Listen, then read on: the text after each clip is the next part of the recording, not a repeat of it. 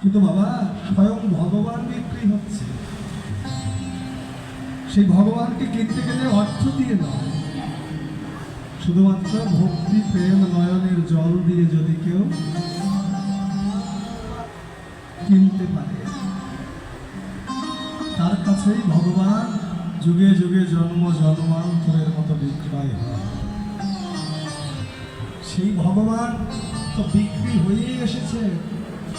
অদ্বৈত ঠাকুর যে কেঁদে কেঁদে সেদে সেদে আনলেন কেন? গৌতমীয় তন্ত্রে দেখেছিলেন সেই শ্লোক, তুলসী দল ও জলস্ব চুলুকেলমা বিক্রি নেতে সৎ মানব ভক্তব্য ভক্ত বৎস। কোন ভক্ত যদি নয়নের জল আর তুলসীর পাতা দিয়ে আমায় ডাকে, তার কাছে বিক্রয় হয়। তাই তো অদ্বৈত ঠাকুর তুলসী পত্রে কৃষ্ণ নাম লিখে সুরধ্বনি গঙ্গার জলে ভাসিয়ে মাধব এসো কেশব এসো বলে ডেকে ডেকেই ভগবান খেলেছে। সেদিনই তো ভগবান ভক্তের কাছে বিক্রয় হয়ে গেছে।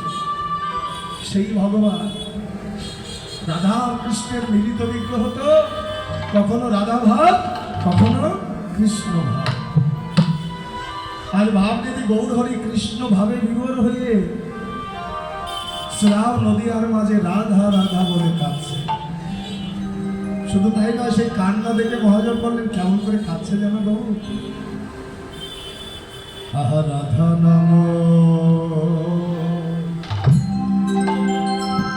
জপে গোরা,